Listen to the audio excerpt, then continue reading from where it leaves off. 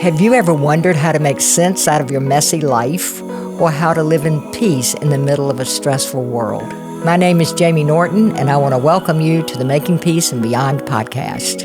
In almost 50 years as a counselor, I have seen a lot of life happen, and this podcast is going to cover all of it. So thanks for joining us while we explore life's struggles and how to live in the peace, joy, and freedom that Christ died to give us.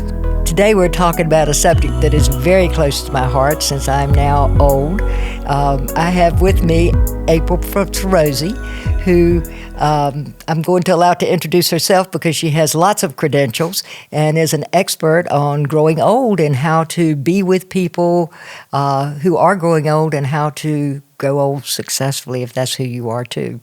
And hopefully you will be, because anybody can die, but only the blessed grow old. That is true. That is true. Well, I am super excited to be here, that you asked me to be here today.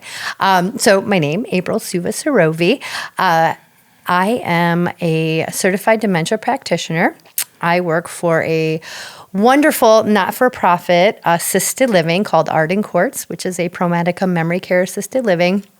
And I've been with them for 14 years, and I have the honor to help families and professionals kind of go through this path of some of these difficult diseases and guide them, support them, and put them in better direction. And I've learned a lot over the course of my time there, and I have a lot of resources for people that I can help them with. And hopefully it's successful for them. Sometimes it's not, because life is not always an easy road to go down in some situations, especially when health is involved. And what we wanted to do with today is to talk about what healthy aging looks like, to debunk some of the stereotypes about what growing old means, but also to really look at what do you do, how do you know when you do need help? How do you know when to call someone in? One of the things about growing old is that there is such a resistance to it in our culture. We have a fear of age. I think all of it boils down to fear, and particularly for people who don't know Christ, I think that's really a really scary thing to think I'm just going to go away. Yes. But you can see it in so many different ways. My favorite unpopular topic is the anti-aging products. I think you listen to that word and it just summarizes what we experience in the whole stereotypic understanding of aging. The word anti-aging is against aging, and we buy these products to stay young, which don't work. I can attest to that. And it's like we don't have anti-youth products. Right. We don't have anti-middle-age products, but we do have anti-aging products. And one of the big reasons to redefine what aging means is that we're living so much longer. Yes, we are. In the 1900s, our average life expectancy was 42. In the 70s, it was in the 70s somewhere. And now 40% of Gen Z and millennials are expected to live to be 100. So that's incredible. It's very scary because our system is not equipped for that. Oh, absolutely not. In so many ways. But so what are you finding in, I'm a lot older than you are, so I lead the way in this situation. But I worked in aging myself for about 3 years in the early 70s when the Older Americans Act had just been passed, and we were setting up all the senior sites. And in those days, there was just a lot of people, again, didn't live as long, but there was very little attention being given to the aging population. And when somebody did need to be in a facility, they was like a hospital room. They didn't even get to take their stuff. But it's really different in many ways now. There's a lot more going on. So just tell me what you're finding as you go out talking to healthcare professionals, as you go out talking to families. Yeah, well, I definitely think, the perception of what a facility is now is way different than what it used to be. years ago. I'll never want to go into a nursing home. Don't ever put me away in a nursing home. If you checked out some of these assisted livings and nursing homes now, they're beautiful. They are not, what they used to be. They're not that necessarily that clinical hospital-like setting anymore. And it's definitely been designed now towards, the current aging population, right? So we got chandeliers. We've got, some facilities have pools. Some assisted livings actually have pools in them. And I think that, for the right person, though, in the right part of your aging process, some of those can be perfect, So, it's stereotypically, it's different. Most facilities encourage engagement. They encourage people to be functional, to participate in outings, activities. And some of them I go to and I'm like, I can move in now. I'm ready. I don't have to cook. I don't have to clean. You're going to do my laundry. Okay. Have fun. See people. Yeah. I know when we were looking for a facility for my sister, I felt myself thinking, okay, everything is on site. I really like that. But I wanted to go back to addressing one thing that you mentioned is community, because probably the most essential part of anyone's life at any age is to be a viable part of a viable community, to have connections. And the tendency is to begin to isolate. It sort of feel like you've been put into the lower 40. We're not really good at keeping older people involved in decision making, involved in jobs, involved in, what do you do when you retire? If you have become what you do and then you don't do it anymore, do you even exist? Right. And redefining how to stay connected, because that is one of the most essential parts. And because most people don't become physically handicapped or need care. Only 7% of the population prior to age 85 needs significant care. So we have a huge age span between the typical 65, I'm going to retire age, and 85. That's 20 years. Right. And there's a whole different understanding of being old, and then now we're getting sections of older, the young old, the middle old, and the old. And well, that one of the core ways to have a healthy living for your brain is socialization and engagement, right? There's studies have been shown that the more isolated you are, the more you're not part of community, the more you're not socializing with others and your peers, you have a greater chance of developing dementia down the road. So it is a key proponent from that age of 65 on up. Like, what are you doing to keep yourself engaged? What, are you a part of, involved in church? Are you involved in groups? I'm very lucky I get to participate in a lot of senior centers, and I get to see those active aging adults. And trust me, it's not, it's not just old people hanging around, just sitting there doing nothing. I remember my mother-in-law, who is, oh my gosh, she's, just turned into her 80s and doesn't look it. God bless those Italian genes. And I remember she first started going to a senior center out by her house. She was like, I'm not as old as these people. I'm not a senior, right? And it's that perception of what is a senior? What is aging? What does it look like? But oh my gosh, she goes on outings. She goes on trips. She goes there all the time. I mean, her social circle is there, and she is. I mean, she's still rolling around on her tractor and doing her grass. It's like, okay, it's keeping herself active. When I was working in aging, they were just setting up these senior centers, and we didn't have a whole lot of information about how to work with old people. And so I was training director for the Division on Aging. So they had these model senior centers that had been set up all over the country, and they sent me to there to learn more about how to grow old. And I'm really grateful today, since I am now. But one of the things that was there, they had a lot of the senior citizens in some of these centers were taking care of those who were less fortunate. They were doing the Meals on Wheels. They were doing the visitations. But we went to a dance with one of them, and and I danced the alley cat with this man on his 100th birthday. I mean, I met some of the most amazing old people. One was, there was a woman, Maggie Kuhn, who was... started the Black Panthers in those days, and she was an activist, senior citizen. And we went to a formal dinner, and there was a speaker that was like, "Are we going to accept this stereotypical thing about asexuality and aging?" And Maggie stands up in the middle of this formal dinner and says, "Hell no!" I mean, she was a character and a half, and we just had the best time with some of these people that were still so alive and so living, but they had wisdom. Yeah. And somebody said information, young people can have information. There's so much information out there, but it takes age to have wisdom. Absolutely. And I do believe that. You have to temper information, and grow into it.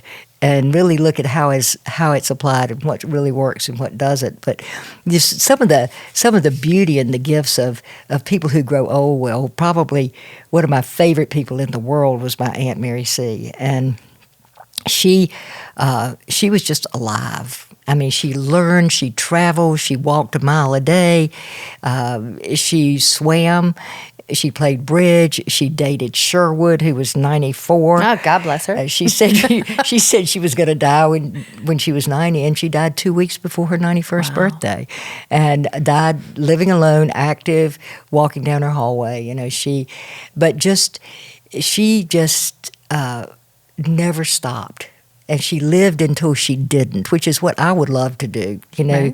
Right. I want to live until I don't. Right. And it's just so, there's such a push.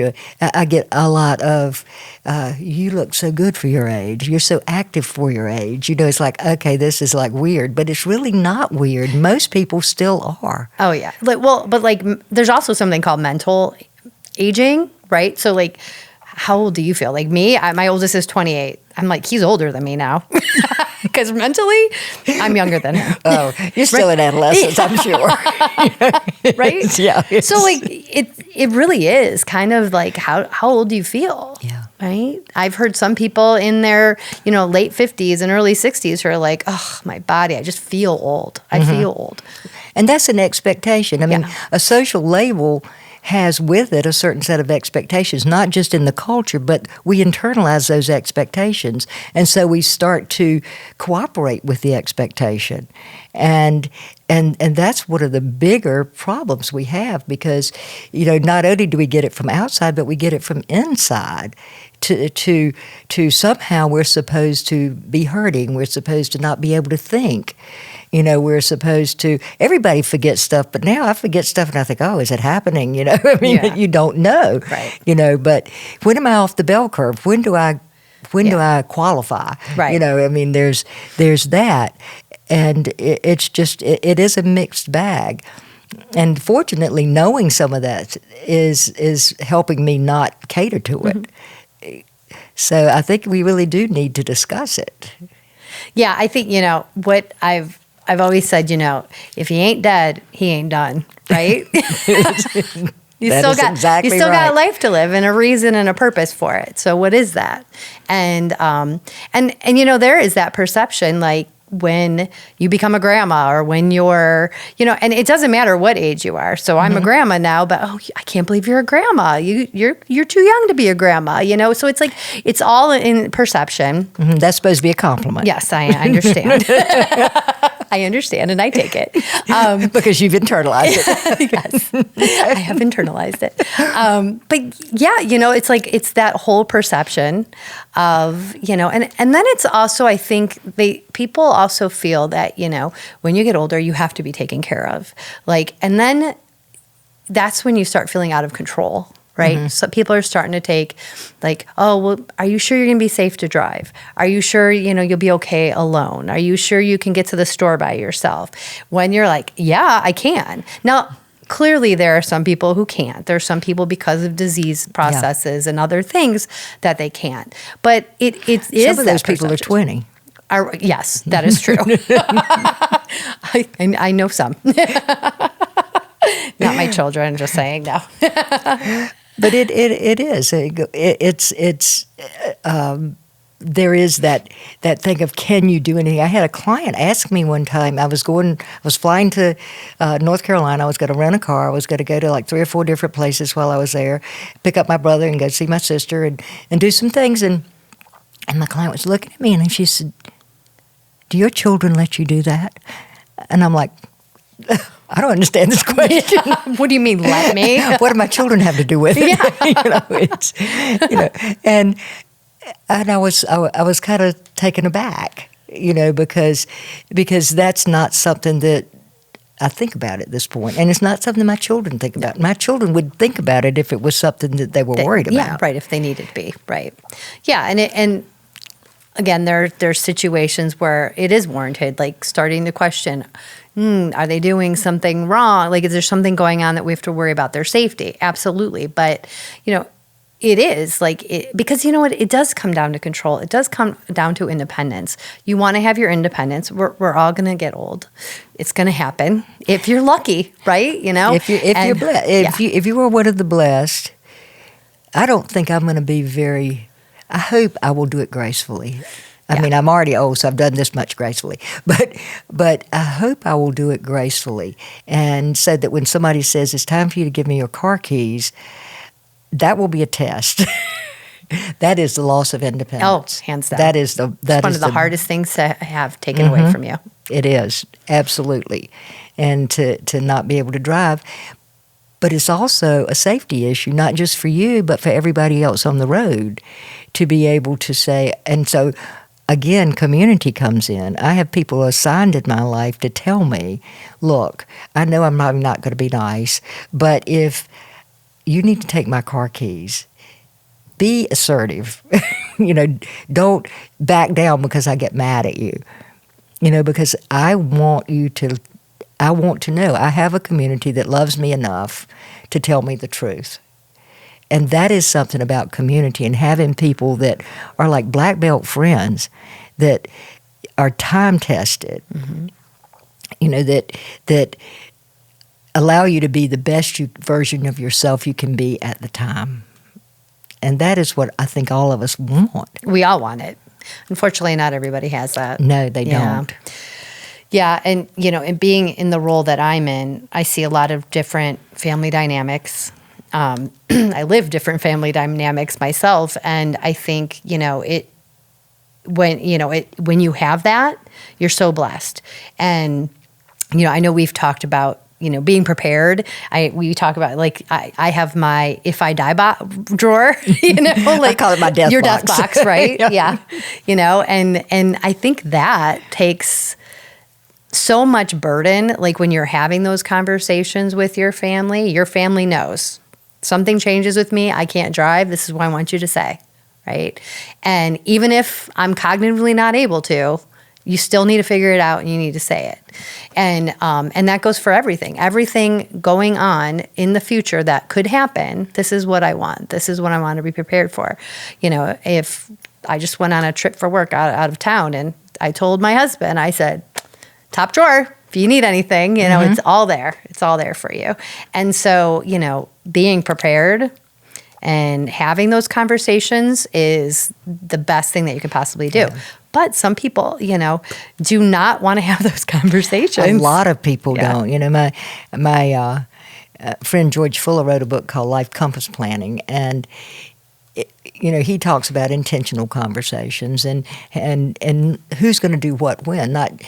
And one of the things I tried to do with my death box is to, put in there everything that I thought my daughter would need: telephone numbers, passwords, titles, all of the will. 40% of people don't have wills. I mean, because we are such in denial of death. Like if we don't talk about it, it won't happen. And so just that lack of preparedness. But I'll tell you, when I had my death box finished, and I go over it with my daughter because things are always changing. I go over it. Do you need anything else? Can you think of anything else we need in here? And I am blessed to have that. But I felt such a relief when I did it And I didn't expect that. But I was flying back from Korea, and I'd visited my granddaughter, and we're over the Pacific, and there's this loud flash of light, this boom, and the plane starts to shake, and I'm thinking, oh, something just hit us. And then I thought, oh, we're out in the middle of the Pacific. And my thought process was funny. I mean, it was hilarious, because I thought, oh, I wonder where my life jacket, I wonder if we go to crash, I wonder where my life jacket is. I wonder if I would be dead by the time I hit the water anyway, so it doesn't matter. And then I thought, I wonder if I'm going to die today. And then I thought, but I have my death box. Death box, right? And then I started just thinking about all the wonderful times in my life and praying. And it was a peace to it, even out there. And then the pilot came back on 10 minutes later. He was like, oh, we're going to keep going. And we got hit by lightning. And I'm like, what else are you going to do? Right? We're over the Pacific. Yeah, what else? This isn't going to change. But it was interesting, the comfort. Mm-hmm. Oh, hands down. Just a feeling of peace that I wasn't leaving my children unprepared. Because I've seen it when people aren't prepared. I've seen it for families, how rushed they are, how decisions are poorly made, how frustrating, how the anxiety of it, and not being prepared and not knowing and not having things in place, and the things that go into that, not having it, even after the person passes, the trouble that comes after, and it's very peaceful knowing that something happens to me tomorrow, and the next day, or even 10 minutes, right? I know that they got it. One of the things that I ask in Making Peace and Beyond is, how many of you, if you were going to die before you got home, are prepared? And hardly anybody raises their hand. I'm like, oh, except for me. Yeah, you did. You did. I remember that. and they were like, it was, well, why not? Because intellectually you're going to die, right? But the whole thing is, denial of death is the best way to see what denial itself looks like, because we always think we have more time. I'm not going to do it today. Maybe tomorrow, but not today, And so because that death box needs to be there for every person of every age. Oh, every adult on Earth. Absolutely. We do Sunday family dinners, and with all of our children, to get them to come back pretty much every Sunday. And the one Sunday, I had their living wills. I had them fill out. Did you really? You're bad. I swear. They're like, oh, thanks, Mom. This is fun. I'm like, just get it done. Let's do it, for all of them. Because, you just don't know. You really don't. And when you do know, it's too late. Oh, yeah. When you do know, it's too late. So going back to just talking about, how would you know when someone does need to call for an assessment, or somebody needs to? What are the kind of things that you say to healthcare professionals when you're talking and training them? Yeah, so in regards to recognizing when something else, this isn't normal aging kind of deal. Yeah, so there's warning signs to look for, right? There's things that when it's regarding dementia, and it could be so many other things. And whenever I do have conversations with professionals or families about it, it doesn't necessarily mean it's dementia, because there are multiple other things that can be going on with someone who's aging: medication, urinary tract infections, other infections going on. So it doesn't necessarily have to mean it's dementia, but it could be. In that process. And, as we age, the highest risk of developing some of these diseases is age. And so, is someone, starting to become more forgetful? We are going to become a little bit more forgetful as we're aging. Our brains start shrinking. And so, connections are changing. But what's not normal is not remembering something that happened 10 minutes ago, maybe not remembering a person's face, not remembering what to do if I see a cup, or if I see my car keys. What am I supposed to do with the car keys? I can say they're car keys, but I don't know what to do with them or what they're supposed to do, right? So, or repeating stories over and over again, not remembering that they just told you the story multiple times. then maybe not caring less about how they're dressing, their hygiene, maybe wearing the same things over and over again. If they're coming to church and just, looking disheveled, more, not something out of the norm that wouldn't be. Maybe more isolating, depressed, like affect, maybe some changes in personality as well. Again, some of these things can mimic other things in life, right? But if you start seeing it more, it's no matter what you see, whenever you're starting to see changes in your loved one, you should always, have the conversation with them, or, if you're able to go to the doctors or reach out to their doctor, whatever's going on, or if there's a spouse involved with them, we're noticing some changes, what are you seeing? Those types of things that are really, that really show and really visible when you start seeing those changes in them. So to take one step up and say, okay, we're seeing a constellation of things here that say something is going on. We don't know if it's dementia. We don't know if it's the urethra. We don't know what it is, but what we do need is somebody who's more schooled in this, or some testing done to find out exactly what we're looking at, so that we can do the best response. Right. Correct. So from that point, I always recommend that you see your doctor, recommend a doctor. Now, I think geriatricians are great because they specialize in that aging population. And then if it needs to go beyond the geriatrician, then, they can direct you to a neurologist, psychiatrist, on up to, in regards to trying to pinpoint what exactly it is. But, now that's talking about someone who's actually going to go to the doctor. Right. This is could be a very small percentage of people, actually. Exactly. Especially if they're men. Exactly. So a lot of times what ends up happening, and we get calls all the time where, and look, I lived it. I had a father who refused to go to the doctors. He was the most stubborn man, but he knew what he wanted. He knew what he wasn't going to do. We tricked him. We ended up getting a home visit doctor to come in, so he didn't have to go out. So there's things like that you can do, right? You can bring in a doctor into the home, and you can kind of bypass that whole having to go out. But there's a lot of times that it gets way past that point of, doing something beforehand, or, getting a correct diagnosis, or because that person is just stubborn in life. They just won't go to the doctors. They're paranoid of doctors. And then they have this disease, and they're so far progressed that these families are at a loss of what to do at that point.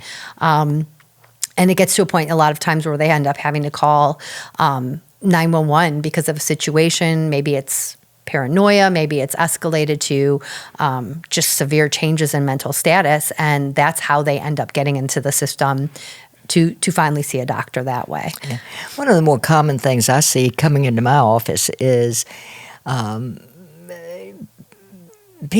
children who are somehow taking responsibility for caring for parents. They're giving up their life. It's one of the hardest jobs in the world, is caretaking of anybody. But they're gradually taking over and trying to make the person safe to live in their home, to make them safe to go to wherever they're going. So they're taking them places. They're going in. They're doing things and trying to surround them in a way that doesn't let them fall. But they're taking the responsibility, but they don't have the authority. One of the things that I talk about sometimes is you have as a child needs a parent. And then there's a point where you have an adult relationship where you become an adult in the presence of your parent. In other words, you can set boundaries, you can set limits, you have your own family. They don't get to just charge into your house and go into your fridge, necessarily. But you can have an adult-adult relationship, because down the road you may need to have that parent-child relationship with your parent. And so if you haven't established the adult-adult relationship, and you're trying to have the responsibility of a parent from a continuing child position, that is not going to work. Oh, it's not going to work. It will be havoc on everybody, and everybody will grow resentful and hateful, and there'll be all kinds of arguing and fighting, and so it's really important for you young people out there that may be listening to this to establish that adult-to-adult relationship with your parent, while they are still able to function completely, right. and to have that so that if there is an assumption of responsibility, you make it very clear. If I'm going to assume responsibility for who you are in this, and this ways, then I'm going to take authority over that. I'm not going to be trying to separate because it won't work. Right. And then it also opens up some trauma and wounds, if that haven't been dealt with too, that can also cause major issues in caregiving as well. Right. If those haven't been resolved. For instance, if you grew up with an alcoholic parent and you've never dealt with the resentment and anger you felt about having that alcoholic parent, or you had a parent who wasn't available to you or was abusive, and then you became an adult and had your own life, but then all of a sudden the caretaking of that parent, because as children you already gave up your needs, your limits, and your feelings in deference to that parent just to protect yourself. Well, now you've got to give up your needs, limits, and feelings to take care of them. There is that resentment from childhood can easily pop over into the resentment of adulthood. Oh, absolutely. And that can become a really big traumatic opportunity for learning, because I think all problems are opportunities for learning. They are. So it's like, so you will have an opportunity to learn and to now be able to exercise your needs, limits, and feelings that maybe you didn't ever learn how to do. But you're probably going to need some help with that. So it's not a bad idea to get some counsel or to get into a group that can talk about, like Making Peace and Beyond, what happened to you as a child, to be able to reach that level of forgiveness that goes with really understanding that you were born into a story and you're a part of that story, and you can change your script. You can grow up within the story, and I agree completely. I've lived it. I completely agree. Yes. It is. But I watch people try to continue to give up their needs, limits, and feelings, for, again, but they're so angry. Oh. So angry. And you're not going to be good for your loved one. You're not going to be good for yourself, and you're not going to be good for your family, and in that situation, and when dementia is involved, you're dealing with, you're never going to get closure in anything because you're dealing with a brain that's not working. You're dealing with a brain that has reasoning and judgment issues and understanding issues, and there's no way you can go back in time from that, and so it's a challenge. So when you're, as a caregiver, support is probably the biggest thing you can do. So whether it is like if Making Peace is needed, if any other type of support, counseling, support groups, because guess what? The statistics are high in regards to dementia, and there are lots of other people living your same story. And so support groups through the different organizations out there of the different diseases, including Alzheimer's and FTD, frontal temporal degeneration, Lewy body dementia. Each one has their own organization and support groups. So buildings, facilities, like we have our own support group as well at each of our locations. And so it's out there. Yeah. I mean, there are so many resources available, and knowledge is power when it comes to that. And you don't have to be ashamed. No. Because it is hard. It's going to interrupt your life. It's going to do a lot of things. And there's a stark similarity between having a parent who is alcoholic and being unable to think, unable to make decisions, unable to do the right thing, and a person who has got dementia. I mean, it's kind of like more of the same. Even if the person had a lot of recovery in the middle, it brings up old things if you don't deal as the caretaker with your whole history with that person. It's really important. And, like I say, most people most people need care only a few months before they die. I mean, most people are able to continue to function at a adequate or superior level, because I really think that I did a thing recently on putting the gold back in the golden years, because I think we've just gotten to be these frumpy old people sometimes, and we've stopped growing. I think that's the other thing. Keep your brain alive as much as you can, and learn new things. Mm-hmm. Well, if you don't use it, you lose it, and that goes for your brain. That's right, exactly. So you have to keep it active and keep learning and keep getting curious about what's next, what's life, and doing that kind of thing. But to really say, these are the best times, because you don't have to raise kids. You don't have to build a profession. You know what you like and what you don't like. Hopefully you have found a close relationship with God, because without it, this is hard years, and to be able to utilize the gifts and the wisdom that you've learned over the years, because, we've lost the ability. I think computers really messed it up. I mean, the whole internet situation destroyed sitting at elderly people's feet and listening. And as a child, that's one of the things we did. I mean, I'm old enough to have been pre-computer, pre-internet, and one of the things we would do is go and visit the old people, mm-hmm.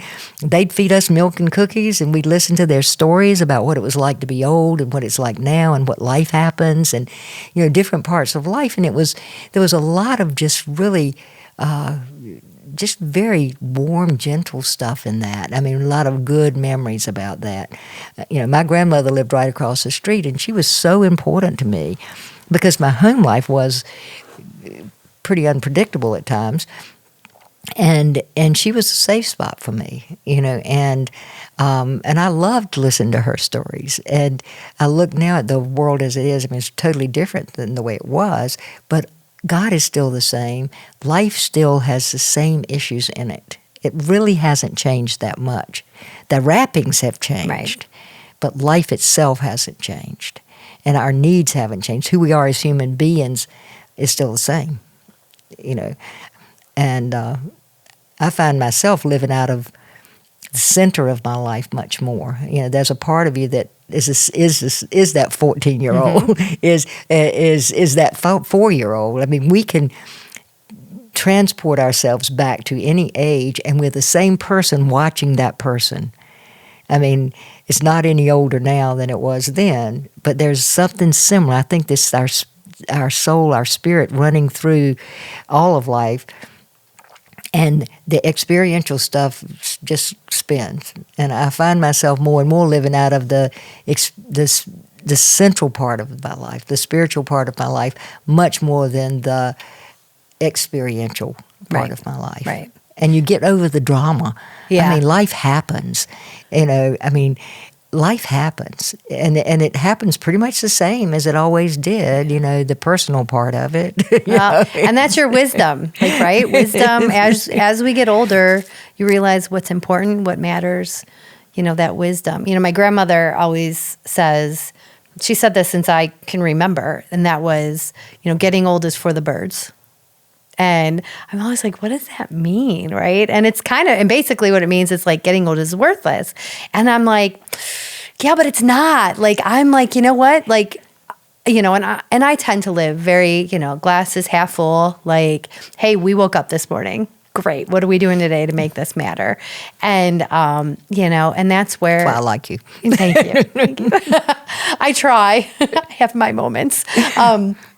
But, she, and God bless her, she's still with us, and she is feisty as can be still. And I am seeing that she is getting more peaceful now. My family wasn't necessarily a very faithful family growing up. We believed in God, but I think, with time, with age also comes that. And I find it so interesting. One of the programs that I do is Dementia, God, Faith is Not Forgotten. Right. And so, faith is with us always. And even when the brain changes, even when, because it's a spiritual thing, like you were mm-hmm. saying, right? It's a spiritual connection and not necessarily a mind connection.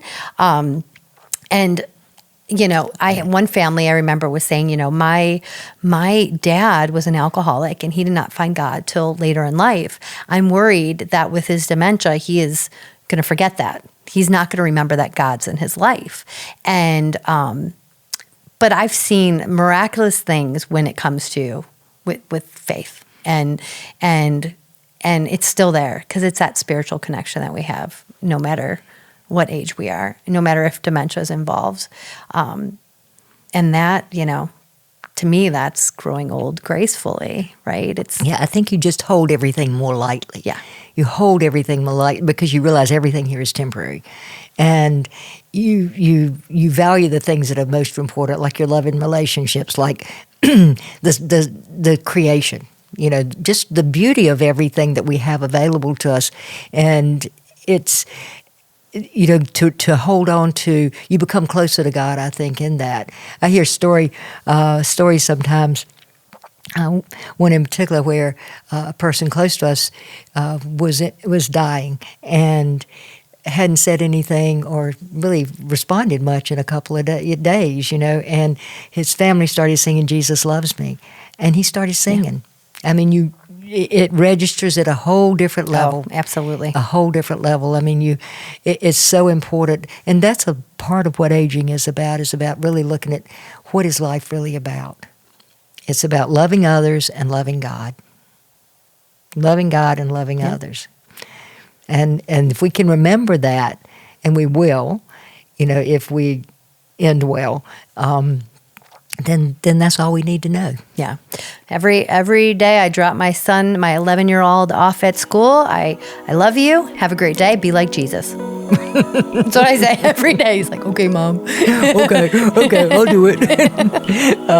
It's so good to have you here. I love it. Oh, thank you. We'll have to do this again. Yeah, absolutely. Yes. Absolutely. Yeah, just remember, it's, we're all blessed to get old. We're all blessed if we have that opportunity. And it is. Of each day. Thank you so much for joining us today. If you enjoyed this conversation, please like and subscribe, leave a review, tell your friends, and join us on all of our social media channels. Thanks again, and God bless you.